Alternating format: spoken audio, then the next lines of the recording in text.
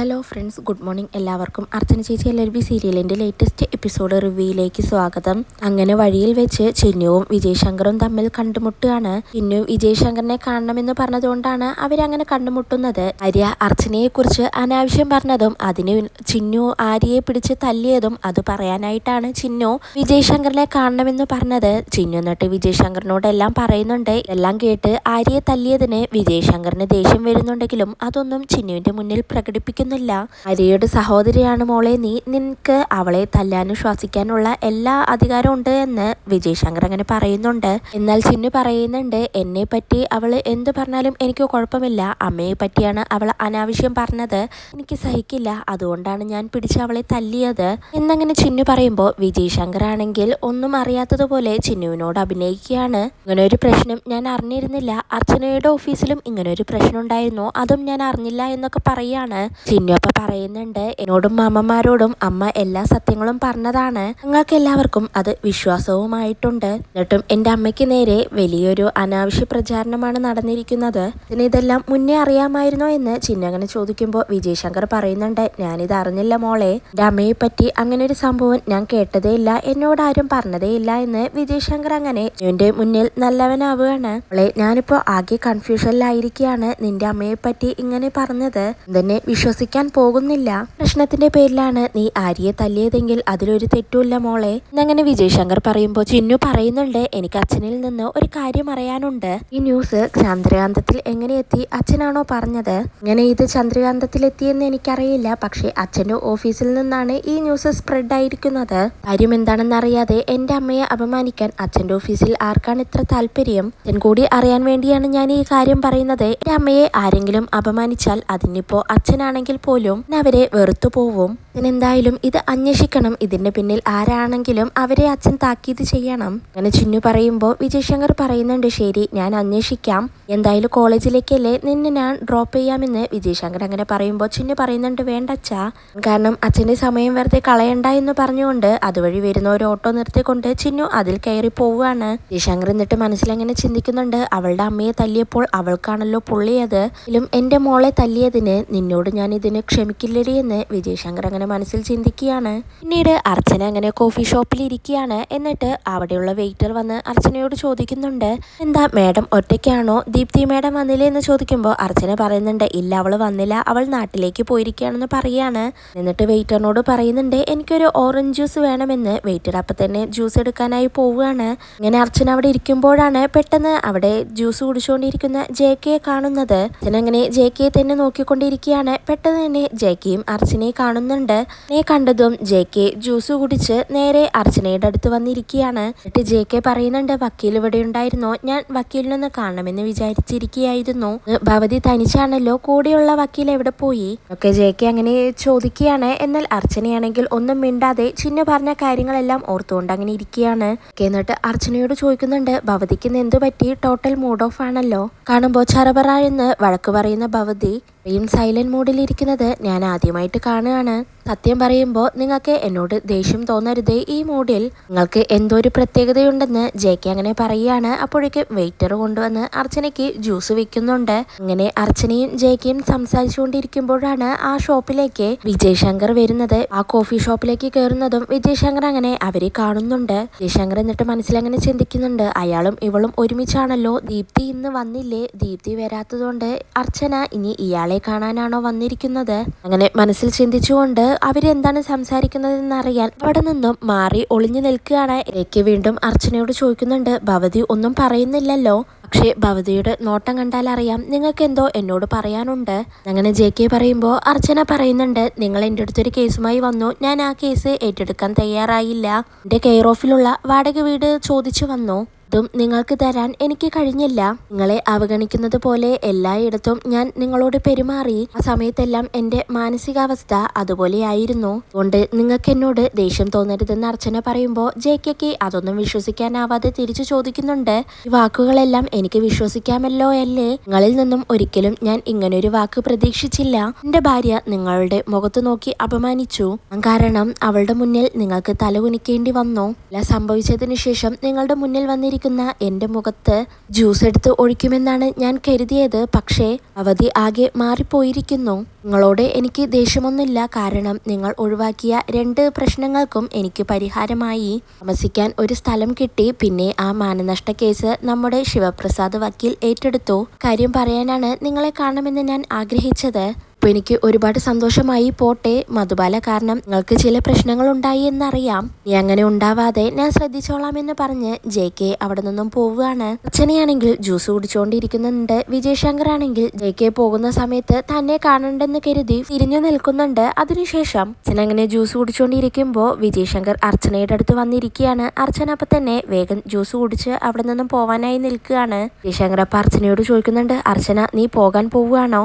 നിന്നോട് കുറച്ച് സംസാരിക്കാനുണ്ടെന്ന് വിജയ് ശങ്കർ അങ്ങനെ പറയുമ്പോൾ അർച്ചന പറയുന്നുണ്ട്, സോറി എനിക്ക് നിങ്ങളോട് സംസാരിക്കാൻ സമയമില്ല എന്നും പറഞ്ഞുകൊണ്ട് അവിടെ നിന്ന് എഴുന്നേറ്റ് പോവാനായി നിൽക്കുമ്പോൾ വിജയ് ശങ്കർ പറയുന്നുണ്ട്, അർച്ചന പ്ലീസ് നീ ഒന്ന് അവിടെ ഇരിക്കേ, ഈ സീറ്റിൽ ഞാൻ ആയതുകൊണ്ടാണോ നിനക്ക് സമയമില്ലാത്തത് എന്ന് വിജയ് ശങ്കർ അങ്ങനെ ചോദിക്കുമ്പോൾ അർച്ചന അങ്ങനെ ഷോക്കാവുകയാണ്. അയാൾക്കൊപ്പം നിനക്ക് സമയമുണ്ടായിരുന്നല്ലോ, അയാൾ വീണ്ടും എന്തിനാണ് നിന്നെ കാണാനായി വരുന്നത്? അവളുടെ ഭാര്യ നിന്റെ ഓഫീസിൽ വന്ന് പ്രശ്നമുണ്ടാക്കിയതല്ലേ? ആ സ്ത്രീയുടെ ഭർത്താവുമായി നീ വീണ്ടും കൂടിക്കാഴ്ച നടത്തിയാൽ ആ സ്ത്രീ പറയുന്നതെല്ലാം ശരിയാവുന്നത് പോലെയല്ലേ? ഇത് പറയുന്നതിൽ ന്യായമുണ്ടെന്ന് മറ്റുള്ളവർ പറയും. എന്റെ ജീവിതത്തെ അത് ബാധിക്കില്ലേ? ആ കാര്യത്തിൽ എനിക്ക് ടെൻഷൻ ഉണ്ടെന്ന് വിജയ് ശങ്കർ അങ്ങനെ പറയുമ്പോൾ അർച്ചന വിജയ് ശങ്കറിനോട് പറയുന്നുണ്ട്, എന്റെ ജീവിതത്തെക്കുറിച്ച് ആലോചിച്ച് നിങ്ങൾക്ക് ടെൻഷൻ ഉണ്ട് എന്നൊക്കെ പറയുമ്പോൾ എനിക്ക് അതിശയം തോന്നുന്നു. നിങ്ങൾ ഇങ്ങനെയൊക്കെ ചിന്തിക്കുന്ന ഒരാളാണോ എന്ന് അർച്ചന അങ്ങനെ ചോദിക്കുകയാണ്. വിജയ് ശങ്കർ അപ്പം പറയുന്നുണ്ട്, അച്ഛനെ നിന്റെ നന്മയ്ക്ക് വേണ്ടിയാണ് ഞാൻ ഈ പറയുന്നത്. അയാളും നീയും തമ്മിലുള്ള ഈ കൂടിക്കാഴ്ചകൾ നീ ഒഴിവാക്കണം. നിനക്കിപ്പോൾ ഒരു കുടുംബമുണ്ട്, പൂർത്തിയായ ഒരു മകളുണ്ട്, പല ഉത്തരവാദിത്തങ്ങളുമുണ്ട്. ഇതിനെല്ലാം ഉപരിയായി ആളുകൾക്കെല്ലാം നിന്നെ വളരെ നല്ല അഭിപ്രായമാണ്. ഇതിനെയെല്ലാം ഇല്ലാതാക്കുന്ന പ്രവർത്തികളാണ് ഇപ്പോൾ നിന്റെ ഭാഗത്തു നിന്നും ഉണ്ടാവുന്നത്. എല്ലാം നീ മറന്നുപോയോ? ഇതെല്ലാം മറന്നുപോയി എന്ന് എനിക്ക് തോന്നിയതുകൊണ്ടാണ് ഞാനിപ്പോ നിന്നെ എല്ലാം ഓർമ്മിപ്പിക്കുന്നതെന്ന് വിജയ് ശങ്കർ അങ്ങനെ പറയുമ്പോൾ അർച്ചന പറയുന്നുണ്ട്, ഓർമ്മിപ്പിച്ചതിന് നന്ദിയുണ്ട്. എന്നെക്കുറിച്ച് ഓർക്കാൻ ഇത്രയും സമയം കണ്ടെത്തുന്ന ഒരാളാണ് നിങ്ങളെന്ന് എനിക്ക് ഇപ്പോഴാണ് മനസ്സിലായത്. കുറിച്ച് ചിലർക്കെങ്കിലും നല്ല അഭിപ്രായമുണ്ടെന്ന് നിങ്ങളിൽ നിന്ന് കേൾക്കാൻ സാധിച്ചതിൽ എനിക്ക് സന്തോഷമുണ്ട്. ഒരു ഉത്തരവാദിത്തങ്ങളെ കുറിച്ച് നിങ്ങൾ എന്നെ ഓർമ്മപ്പെടുത്തി. അതെന്തിനാണെന്ന് എനിക്ക് മനസ്സിലായില്ല.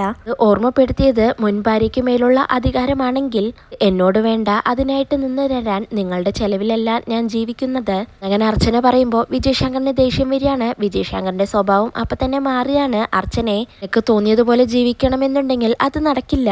അങ്ങനെ വിജയ് ശങ്കർ പറയുമ്പോൾ അർച്ചന തിരിച്ചു ചോദിക്കുന്നുണ്ട്, പിന്നെ എങ്ങനെയാണ് ഞാൻ ജീവിക്കേണ്ടത്? വിജയ് ശങ്കർ പറയുന്നത് പോലെ അങ്ങ് കേട്ട് ജീവിക്കാൻ ഞാൻ ചന്ദ്രകാന്തത്തിലല്ല താമസിക്കുന്നത്. എല്ലാം നിങ്ങൾക്ക് എന്നോട് സംസാരിക്കാനുള്ള അധികാരമുണ്ടായിരുന്നു. അധികാരത്തിൽ കാഴ്ചയില്ലാതെ ആയപ്പോഴാണല്ലോ മഴയത്ത് ആ രാത്രിയിൽ ഗർഭിണിയായ എന്നോടും എന്റെ സഹോദരന്മാരോടും നിങ്ങൾ ചതി ചെയ്തത്. വിജയ് ശങ്കർ, നിങ്ങളിപ്പോ എന്റെ മേൽ ആഗ്രഹിക്കുന്ന ആ അധികാരങ്ങളും ഉത്തരവാദിത്തങ്ങളുമെല്ലാം ഹൃദയിൽ വെച്ച് അന്ന് തന്നെ ഒഴിഞ്ഞു പോയതാണ്. വഴിയിലൂടെ നടക്കാൻ എനിക്കറിയാം, വഴിയിൽ വീഴാതെ നോക്കാനും എനിക്കറിയാം. എന്റെ ഭാവി ജീവിതത്തെ ഓർത്ത് നിങ്ങൾ വേവലാതിപ്പെടേണ്ട. നിങ്ങൾക്ക് ഭാര്യയും കുടുംബവും ഒക്കെ ഉള്ളതല്ലേ, ആദ്യം നിങ്ങൾ അവരുടെ കാര്യം നോക്ക്, കഴിഞ്ഞിട്ടാവാം മറ്റുള്ളവരുടെ കാര്യമെന്ന് പറഞ്ഞ് അർച്ചന അവിടെ നിന്നും എഴുന്നേറ്റ് പോവുകയാണ്. ശങ്കർ ആണെങ്കിൽ ആകെ നാണം കെട്ട് മനസ്സിലങ്ങനെ അർച്ചനയോടുള്ള ദേഷ്യത്തിൽ ചിന്തിക്കുന്നുണ്ട്, അനുഭവിക്കാൻ കിടക്കുന്നുള്ളൂടി എന്ന്. ഈ ശേഷം വിജയ് ശങ്കർ ഓഫീസിലേക്ക് വരികയാണ്. ജഗദീഷ് വക്കീലും രവികുമാറും അവിടെ ഉണ്ടാവും. വിജയ് ശങ്കർ ആകെ മൂഡ് ഓഫ് ആയി ഇരിക്കുന്നത് കണ്ട് ജഗദീഷ് ചോദിക്കുന്നുണ്ട്, എന്ത് പറ്റി സാർ എന്ന് വിജയ് ശങ്കർ ഇപ്പൊ പറയുന്നുണ്ട്. ജനയും മധുബാലയുടെ ഹസ്ബൻഡും തമ്മിൽ റിലേഷൻ തുടങ്ങി കഴിഞ്ഞു. രണ്ടുപേരെയും ഞാനിപ്പോ ഒരുമിച്ച് കോഫി ഷോപ്പിൽ കണ്ടു. എന്താണ് നമ്മൾ ചെയ്യേണ്ടത്? അവനെ ഞാൻ മുന്നേ വാണിംഗ് കൊടുത്തതാണ്, പക്ഷെ അവൻ നമ്മളെ അവഗണിച്ചു. അവളെ ഞാൻ താക്കീത് ചെയ്തു, പക്ഷെ അവൾക്ക് എന്നോട് പുച്ഛം. എന്റെ കണ്ണിൽ തന്നെയാണ് അവരുടെ ആ ബന്ധം ഞാൻ നേരിട്ട് കണ്ടത്. ഒരു തമ്മിൽ പിരിയാൻ കഴിയാത്ത ബന്ധമാണ്. തുടരരുത്. ബന്ധം ഒഴിവാക്കാൻ നമുക്ക് എന്ത് ചെയ്യാൻ കഴിയും? എന്തെങ്കിലും ചെയ്തേ പറ്റൂ. ഇപ്പോ അവളുടെ തണൽ മരം അവനാണ്.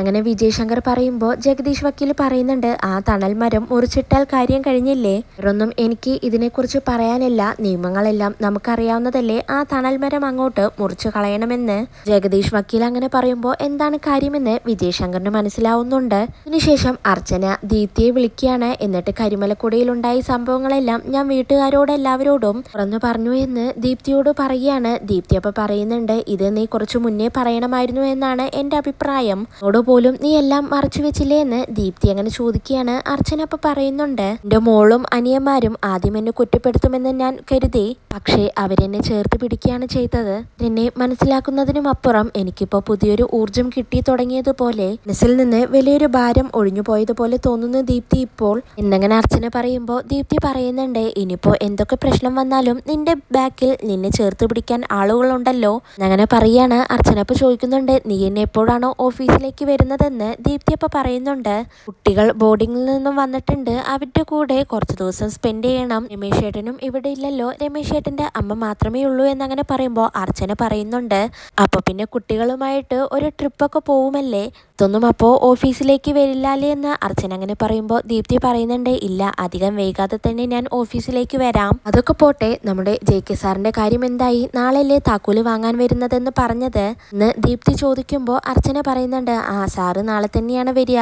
കൂടാതെ നാളത്തെ ദിവസത്തിന് മറ്റൊരു പ്രത്യേകത കൂടിയുണ്ട്, എൻ്റെ അച്ഛൻ്റെ ശ്രാദ്ധമാണ് നാളെ, രാവിലെ തന്നെ ബലിയിടാൻ പോകണമെന്ന് അർച്ചന അങ്ങനെ പറയുമ്പോൾ ദീപ്തി പറയുന്നുണ്ട്, ശരി നടക്കട്ടെ, ഞാൻ നാളെ വിളിക്കാം, ഗുഡ് നൈറ്റ് എന്ന് പറഞ്ഞ് രണ്ടുപേരും ഫോൺ കട്ട് ചെയ്യാണ്. അപ്പോഴാണ് അർച്ചനയുടെ അടുത്തേക്ക് ചിന്നു വരുന്നത്. അർച്ചന എന്നിട്ട് ചിന്നുവിനോട് പറയുന്നുണ്ട്, ദീപ്തിയാണ് വിളിച്ചത്, അവൾ നാട്ടിലായതുകൊണ്ട് എനിക്കും വസുവിനും ഓഫീസിൽ നല്ല വർക്ക് ലോഡ് ഉണ്ട് എന്നെല്ലാം അർച്ചന അങ്ങനെ ഓരോ കാര്യങ്ങൾ പറഞ്ഞുകൊണ്ടിരിക്കുമ്പോൾ ചിന്നു അർച്ചനയോട് പറയുന്നുണ്ട്, അത് ഞാൻ അമ്മയോടൊന്നും ചോദിച്ചില്ലല്ലോ, ഞാൻ അമ്മയെ വിളിച്ചതെന്ന് പോലും ഞാൻ അന്വേഷിച്ചില്ല, പിന്നെ എന്തിനാണ് എന്നോട് ഇതെല്ലാം പറയുന്നതെന്ന് ചിന്നു അങ്ങനെ ചോദിക്കുകയാണ്. അർച്ചന അപ്പൊ പറയുന്നുണ്ട്, നീ എന്നോട് ചോദിച്ചില്ലെങ്കിലും ഞാനുള്ള ആഗ്രഹം ഉണ്ടാവുമല്ലോ അങ്ങനെ അർച്ചന പറയുമ്പോൾ ചിന്നു പറയുന്നുണ്ട്, അമ്മേ എനിക്ക് ഇങ്ങനെയുള്ള സംശയങ്ങളൊന്നുമില്ല, അമ്മയുടെ ജോലിയും അതിന്റെ തിരക്കുകളും നന്നായിട്ട് തന്നെ അറിയാം, വിജയമുള്ളവരും ഇല്ലാത്തവരൊക്കെ അമ്മയെ വിളിച്ചെന്നിരിക്കും, എല്ലാവരെയും കുറിച്ച് അമ്മയ്ക്ക് പറയാനായി കഴിയോ, അതെനിക്ക് ഉൾക്കൊള്ളാൻ കഴിയും അമ്മേ, അതിരിക്കട്ടെ, നാളെ അപ്പൂപ്പന്റെ ബലിതർപ്പണം കഴിഞ്ഞിട്ട് അമ്മയും മാമന്മാരും എപ്പോൾ തിരിച്ചെത്തുമെന്ന് ചോദിക്കുമ്പോൾ അർച്ചന പറയുന്നുണ്ട്, അതിരാവിലെയല്ലേ പോകുന്നത്, 9 മണിയാവുമ്പോഴേക്കും തിരിച്ചെത്തും.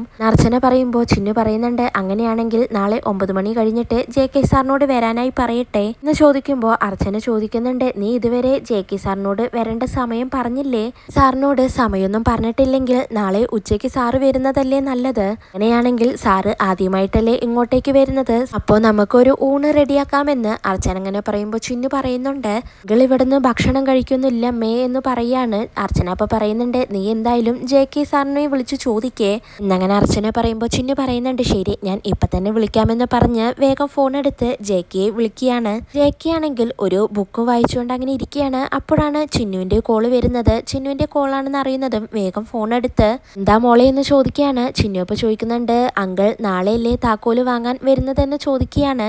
JK അപ്പൊ പറയുന്നുണ്ട്, ആ നാളെ തന്നെ വരാം, നാളെയല്ലേ ഞായറാഴ്ച, വരാമെന്ന് പറയുകയാണ്. ചിന്നു അപ്പൊ വീണ്ടും ചോദിക്കുന്നുണ്ട്, അങ്കിൾ നാളെ ഞങ്ങൾ അങ്കിളിന് വേണ്ടി ഇവിടെ ഊണ് റെഡിയാക്കാം, ഇവിടെ വന്ന് ഉച്ചയ്ക്ക് ഭക്ഷണം കഴിക്കൂ എന്ന് ചോദിക്കുമ്പോൾ JK പറയുന്നുണ്ട്, ഞാൻ നിങ്ങളുടെ ബന്ധുവൊന്നുമല്ലല്ലോ, താക്കോല് വാങ്ങാൻ വരുന്ന ഒരു വാടകക്കാരനല്ലേ, അതിൻ്റെ എല്ലാം ആവശ്യമുണ്ടോ എന്ന് ചോദിക്കുമ്പോൾ ചിന്നു പറയുന്നുണ്ട്, ഇങ്ങനെയൊരു ആഗ്രഹം തോന്നിയതുകൊണ്ട് ചോദിച്ചതാണ് അങ്കിൾ, അങ്കിൾ ആദ്യമായിട്ടല്ലേ ഇങ്ങോട്ടേക്ക് വരുന്നത് അങ്ങനെ ചിന്നു പറയുമ്പോൾ JK പറയുന്നുണ്ട്, എങ്കിൽ ശരി മോളുടെ ആഗ്രഹം നടക്കട്ടെ, തീർച്ചയായും ഞാൻ അവിടെ വന്ന് ഫുഡ് കഴിച്ചിട്ടേ മോളുടെ വീട്ടിൽ നിന്ന് പോവൂ, പറഞ്ഞു വെച്ച അഡ്വാൻസുമായിട്ട് ഞാൻ നാളെ വരും എന്ന് മോളുടെ അമ്മയോട് പറഞ്ഞേക്ക് എന്ന് JK അങ്ങനെ ചിന്നുവിനോട് പറയാണ്. അത് കേട്ട് ചിന്നുവിന് ഒരുപാട് സന്തോഷാവുന്നുണ്ട്. പിന്നീട് JK ഗുഡ് നൈറ്റ് പറഞ്ഞ് ഫോൺ കട്ട് ചെയ്യാണ്. ഇതോടെയാണ് ഇന്നത്തെ എപ്പിസോഡ് അവസാനിക്കുന്നത്.